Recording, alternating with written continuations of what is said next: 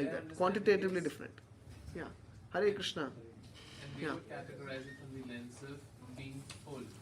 Every individual is full Narayana, right? Yeah. Complete. And they're Yeah. also fully Narayana. Like So we we would are say- not Narayana, we are the spirit soul, and next to the spirit soul is Paramatma standing, trying to direct the spirit soul in this world. Okay, so that's the prime difference. Correct.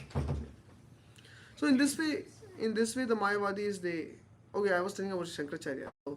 So when this philosophy became very prevalent, what did Shankaracharya do? He went, because he is Shiva, Hare Krishna, he went to this one shop and he got this molten lava, like blacksmith or something. He was dealing with some coal or something. He took it in his mouth because Shiva can, isn't it? Nilkant. He drank even the halahal poison. So he took this molten lava, and his disciples who were propagating this philosophy, he told, okay, now you guys try. Now they didn't want. He said, what happened to your philosophy? Brahman going into Brahman, isn't it?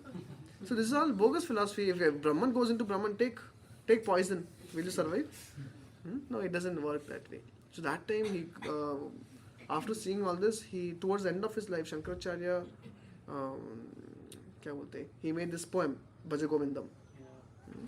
Then he says, Samprapte sannihite kale nahi rakshati krintane. That means he's telling, you fool, he's why? Because one Shankaracharya was walking and he saw an old man sitting in literature trying to study grammar. He said, your grammar can't help you at the time of death. So therefore, Bhaja Govindam, Govindam Bhaja Mudamate. Mudamate means one whose intelligence has become foolish. So like this, Shankaracharya himself has done these things. Okay, this is easy. Now you see here, just before the war, sometime before the war, Krishna was once lying in his bedside, and Arjuna came. Saw Krishna lying down, and actually before Arjuna came, Duryodhana. First Duryodhana came to meet Krishna because they wanted help of Krishna in the war. So what did Duryodhana do? He looked at Krishna, considered his feet, then he put a chair and or stood near the head of Krishna. Then Arjuna came later on. Arjuna looked. There was only a place to sit near the lotus feet of Krishna. Immediately sat and immediately started massaging the lotus feet of Krishna. And because because he was being massaged, Krishna got up. And whom did he see first? Arjuna, because he's his feet. And immediately Arjuna asked Arjuna, what do you want? How can I help you? Immediately Duryodhana said, hey, Krishna, I was the first one to come here. Arjuna came later on. Krishna said, that's all right, but I saw Arjuna first. And not just that, Arjuna is younger to you in age. So it is an etiquette to allow the younger person to ask for help first.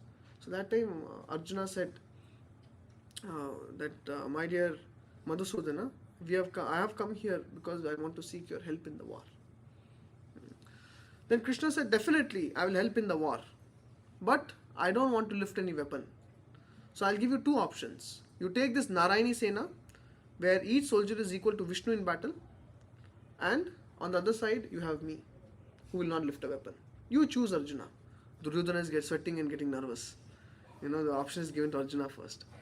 So Arjuna, without a thought, immediately said, my dear Lord, what kind of question is this? I'll always choose you. And he chose Krishna. And internally, jumping in joy, Duryodhana externally showed a sign of some dismay. That, oh, I wanted to choose Krishna. Okay, I will only settle with Narayani Sena. What can I do? And he was happily went away. Then Krishna asked Arjuna, don't you have any intelligence? I don't lift a weapon in the war. I've already taken that oath. Why did you choose me? Already Pandavas, they have less army. The army is short. How many Akshauhini? Any idea? Pandavas? 11. And Kauravas have? 7. 8. Total 18 Akshauhini was there. So opposite. Kauravas had 11 and Pandavas had 7. Yeah, so you already have lesser number of soldiers. So why did you choose me? Then Arjuna revealed his heart. You can read from here.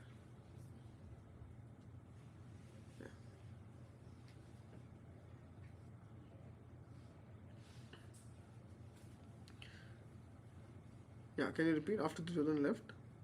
After Duryodhana left, Krishna asked, why did you choose me, knowing I will not fight over my army? There is no doubt that wherever you are, there will be victory, said Arjuna. Yeah. This devotional spirit of Arjuna towards Krishna is an essential ingredient for understanding Bhagavad Gita. So that means Arjuna had complete faith in Krishna.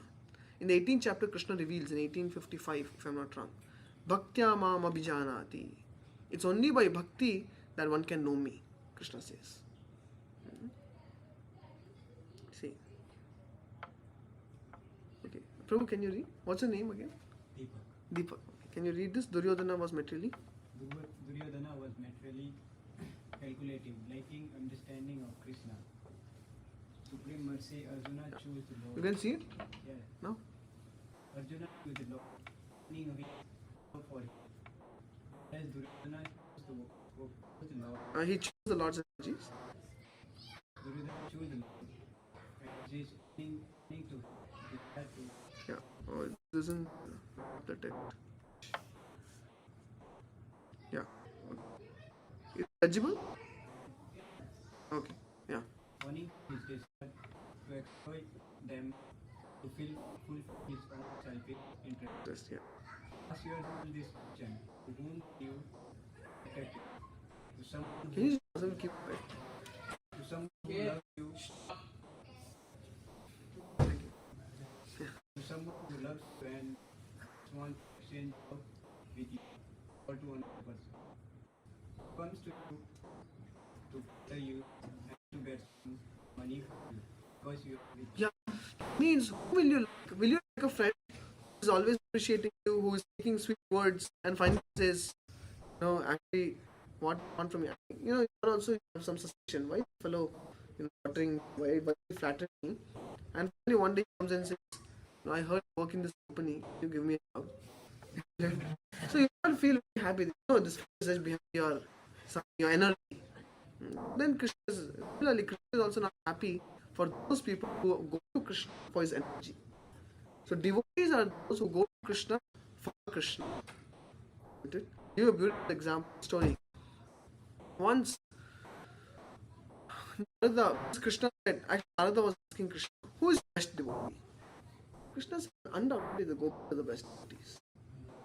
Narada said, what? Gopis? Why do you say gopis? Krishna said, do not understand. And Narada said, no, I want to understand. He said, okay, let me help you understand. And one day Krishna said he had immense, very intense headache, which no medicine could help with. That time he come in. What happened? See? You do the needful, no? Why not stop? What does it matter? So Krishna had a very intense headache one day. Krishna, your headache. Then what did he do? He told Narada, please get the medicine. Narada said, we tried everything, nothing is helping. He said, only I know what the medicine. Krishna said, what is the medicine? Dust from the lotus feet of my devotees. That is the medicine for my headache. If I put it on my head, my headache will go away. So he asked, Narada, can you please give me the dust from your feet? Narada said, impossible.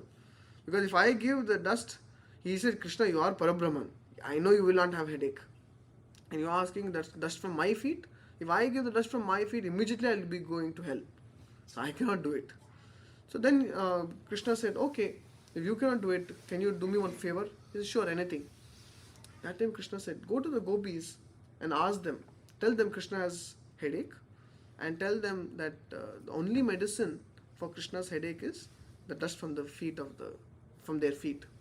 Narada said, okay, I'll check what they will do. And immediately Narada went to the gopis and he said, my dear gopis, your beloved Krishna, he's having a headache. Immediately they got shocked.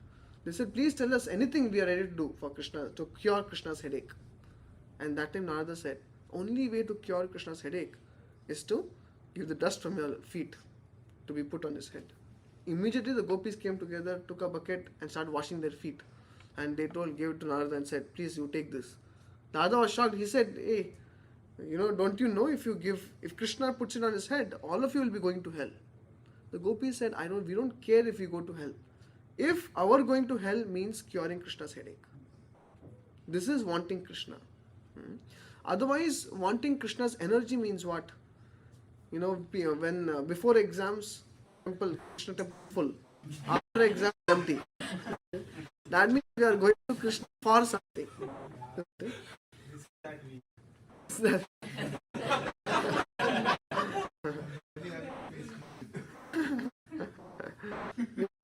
So it becomes like that. So we actually. So then one can ask, okay, Prabhu, it's nice to hear these things. All want on Krishna, what is energy? Very nice to hear. Practically speaking, will you be happy just with Krishna? Need his help also, no? Actually, wherever there is Krishna, there are his energies. Because wherever there is sun, can the sun not allow its sun rays to go away, keep it to itself? It's not possible. Wherever there is sun, there is his energy of sun rays. Similarly, wherever there is Krishna, there is his opulence, there is morality, there is victory. Similarly, you will find many people want to worship Lakshmi alone. If you go to many Sethji shop, they have this Lakshmi pouring gold coin, and they do so much of puja to Lakshmi alone. So one of our devotees went and he saw this and he said, "Where's Narayana?" He said, we don't worship Narayana, only Lakshmi. That means they only want the energy of God. So trying to enjoy the energy of God without God is mentality of Ravana. See, Ravana could have taken Ram also together. And Sita could have worshipped them. Takes Ram, then he cannot enjoy Sita. Because he wanted to enjoy Sita, he had kidnapped her. Therefore, to strip away energy of Krishna and taking away the energy of Krishna without Krishna is Ravana's mentality. And what did it bring? It will bring him fortune. Never. To separate energy from the energetic will never bring good fortune. Therefore, if one wants to be really happy, we have to worship Sita together, Lakshmi together, Radha together. We don't worship only one of them. Some temples you see Krishna standing alone. Wherever Krishna is, devotees also, like Radhaman temple in Vrindavan, Krishna is standing alone. But the acharyas explain, actually Radharani is also there. His devotees are also there, cows are also there. Krishna is never alone. So we never worship and we don't want to go to Krishna for his energy. Even we don't like it. Want to talk about Krishna. Isn't it? But at the same time, we can be rest assured when we go to Krishna, if we accept Krishna in our lives, his energies are opulence and victory. That will anyway come, follow us. How many of you are able to understand this? Okay, yeah. This one. So, means if we can worship Krishna like standalone, Ram Bhagwan standalone, and Narayan as well, but not the opposite with Sita, Radha, and. Preferably, we have to worship them together. Preferably. Okay. Energetic together. Yeah, that's what is being said. So one is attracted to you, the other to your pocket. Similarly, the devotees like Hanuman are attracted to Supreme Lord Ram and his service. On the other hand, demons like Ravana are attracted to Lord's energy, Mother Sita. Thus, such demons want the kingdom of God without God. Ram Rajya without Ram. So they invite their own destruction. That means we want a happy society, but we don't want to accept God in our life. Isn't it? We want a very prosperous society, but no God. There are many countries trying to do this. They want happiness, heavenly happiness. They want to make the society or the cities to look very clean, abolish crime, and men can walk at midnight without any trouble. These are the policies we want, but we can accept God. Our policies, yes, these are possible. God in center. They don't know that we want. We want Ram like Ayodhya, but we don't want Ram in our life. That is not possible. So this is where we come to. This is the 4.3 Bhagavad Gita. Bhakto sakhā ceti. Arjuna, my devotee and my friend, I'm teaching you the most conventional wisdom. So they have to approach Gita in the mood Arjuna did. Yes, question. Oh, sorry. You can see? No? Okay. Arjuna is a student of the Bhagavad Gita. If we are in the same mood, then we can benefit from the study of the Bhagavad Gita. Otherwise, our study will simply be an outward show with no tangible transformation of heart. Prabhu, have you ever read Gita? Yeah, my childhood read. Very famous dialogue. When we go for distribution of Bhagavad Gita, we say, we are trying to share the wisdom, the best wisdom in the world. They say, I already have it. Actually, no one has. We all know. No one has. Or even if they have, their grandmother might have in the village. For sure, they don't have it in their hostel here. But no one wants to read. They say, we already have. Or some people say, I also study daily. But our question is, how much of transformation of heart is it bringing forth in our life? Okay. So a small activity. Yeah. How do you realize transformation of heart and like daily activities? Like once you read Bhagavad Gita and do Mala Japa. So transformation of heart means lust transforms into love. And scarcity mentality turns into abundance mentality. That means if one is thinking, no, my laptop, no one should touch it. No, my this thing. No, first let me enjoy, let me eat, and then others I'll share. This is like selfish. Now, abundance mentality means why only me? I'll take little. Others, everyone should be happy. Like the abundance mentality. Greed for oneself turns to greed for Krishna. So all these anarthas will change. I have another exercise in that all that is given. I think we're rekindling wisdom, I think. So I can show you that. Yeah, can we do this? For example, 0 for general answer. Small brain corresponding to person cannot understand how God can become a kind of a devotee. Okay, 1. He licked outside honey bottle. You already know. Should answer. Mundane scholars comment on Bhagavad Gita. That means they cannot act as substance of the Gita. Only taking the bottle of the honey, not honey.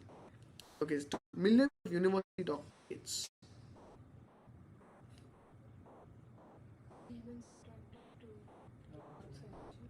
No. This is a statement I read also from the passage. Okay. Brahmana's perfection is superior. Yeah, Brahmana's perfection is superior to millions of university doctorates. Because he is illiterate, but he still got the perfection of reading the Gita. Whereas even after so many doctors, like example of Professor of Harvard University, still he couldn't understand anything. Third, opulent renunciation.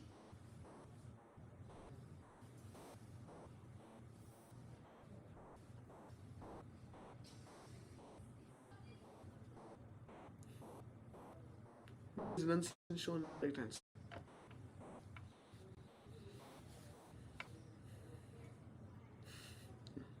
Apart from both of you. No. Demons attracted Lord's energy. Renunciation. A. Okay, yeah, correct. Lord becoming servant of his devotees. That's Krishna's renunciation. Isn't it? Krishna is not saying, hey, Arjuna, how can I become devotee? How can I become your charioteer? Get someone else, I can stand next to you. He doesn't say that. He is sitting as a charioteer. That's his renunciation from his position. Because generally we say the people who have a good position, they cannot take humble roles. I mean, even if they take, it's mostly when the cameras are shooting. Otherwise, they will not take. Like sometimes in Jagannath Puri, in the Rath, it's a tradition that the ruler of the Odisha state, they are supposed to come and do some jadu in front of Rath. So sometimes what they do, they come at the time when the cameras, all the news channels have come. And they do little in front of them to show that I am a great public servant, and then they go away. Not like that. Okay, fourth one. Thought makes me cry. B. How Parthasarthi is Bhakta Vatsala. 5. Wherever you are, there will be victory. Thank Krishna. Okay. 6. Kingdom of God without God. Yeah, demons attracted to Lord's energy. So some requirements for understanding Gita, one have to have faith. Yes, Gita actually did take place. Many people think this, they say Mahabharata is a mythology. Actually, mythology is a term coined by the Europeans, by the Britishers when they invaded India. Why? Because they wanted the Indian intelligentsia to lose their faith in the Vedic wisdom. They were successful.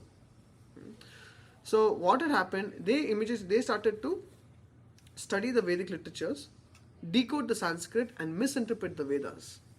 They said Vedas talk about primitive things like saying the earth is flat.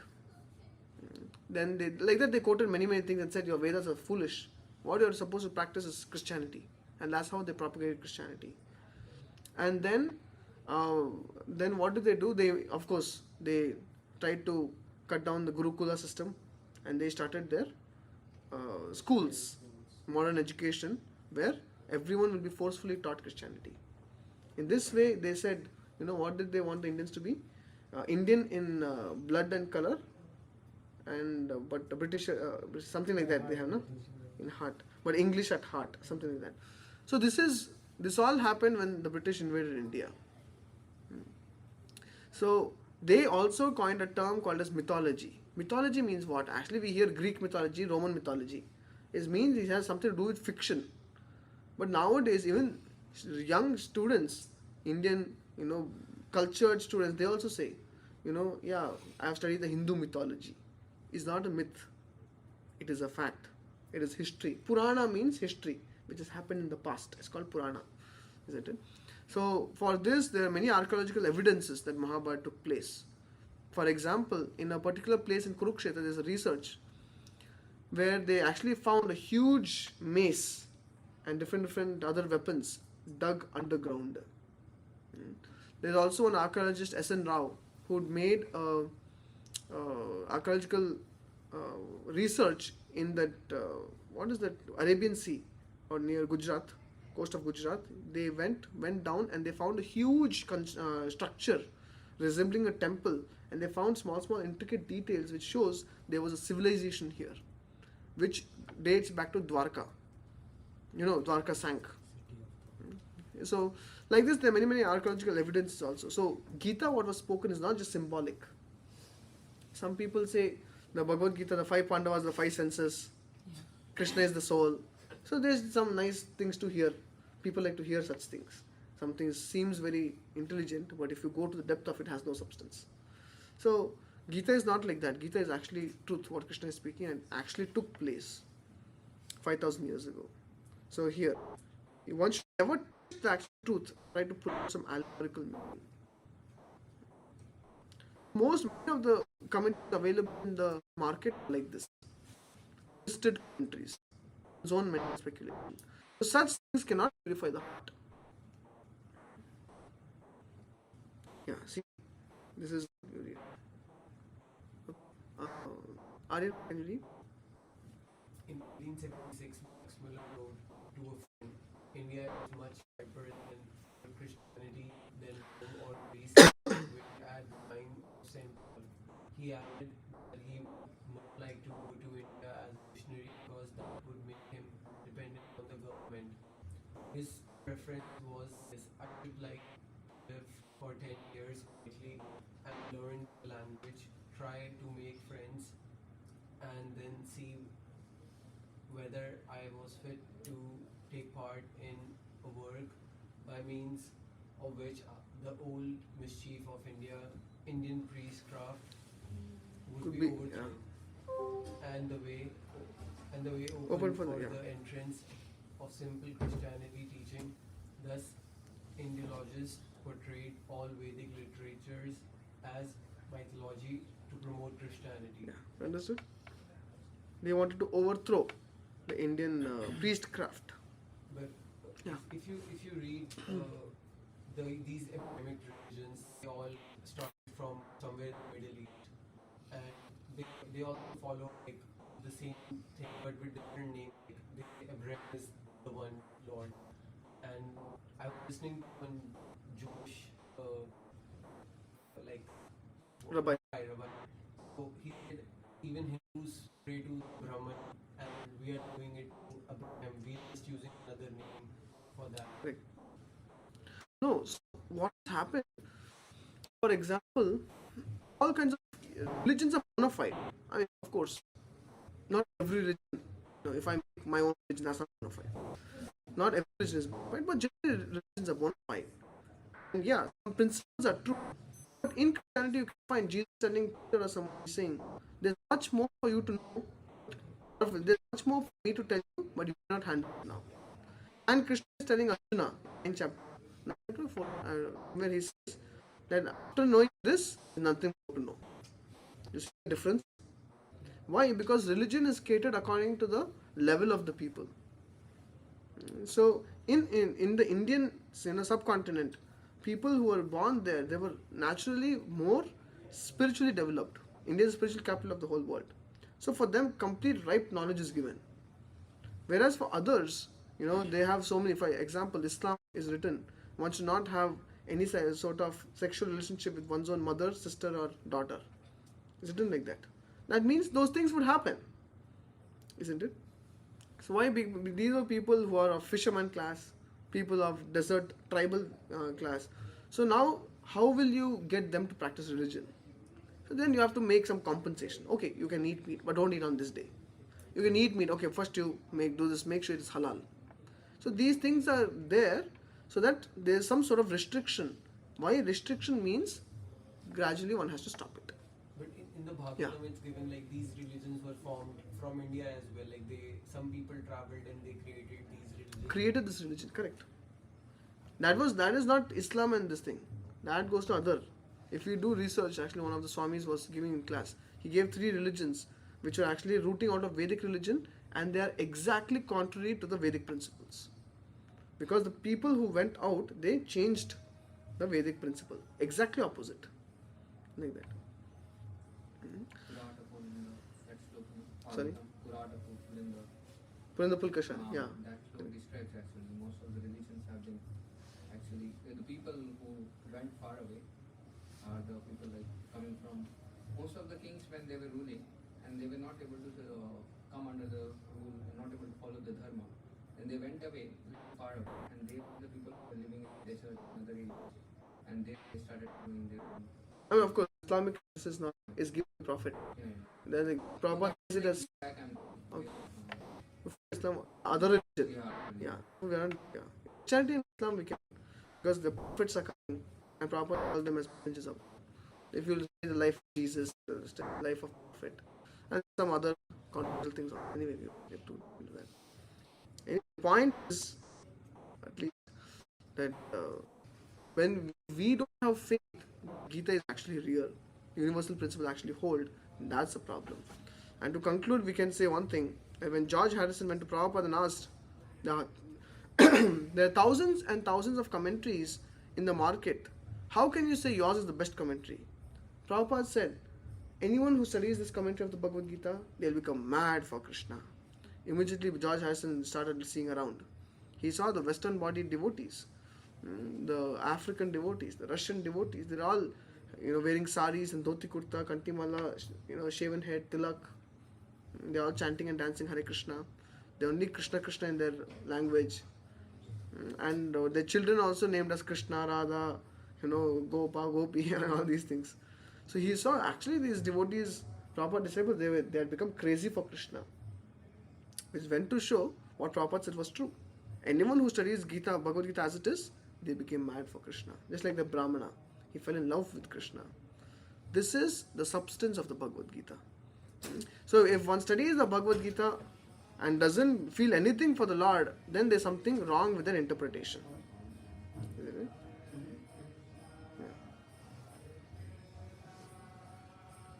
Yeah. Okay, so who is Krishna and all that we'll see next time.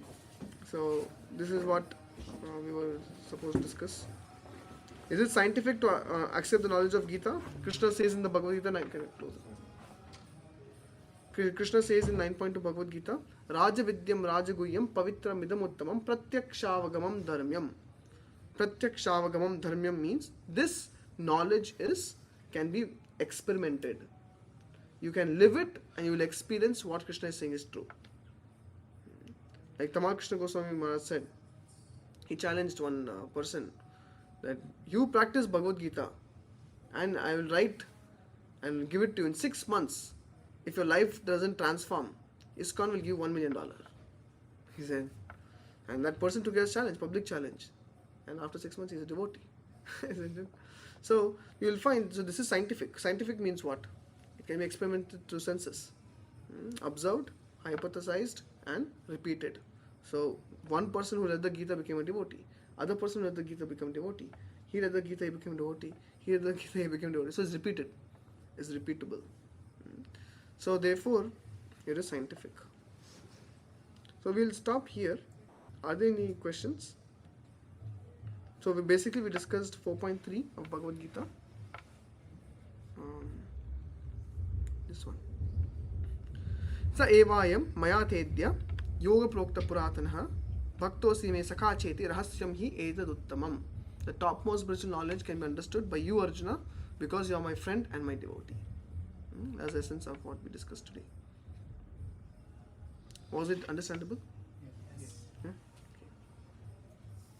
So next time we'll do from 4.4. Then Arjuna asks a question.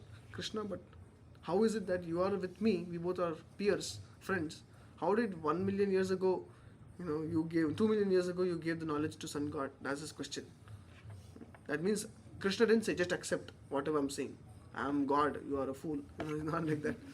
Not like that. Arjuna could express his heart. But we'll see this next time. Are there any questions from online devotees?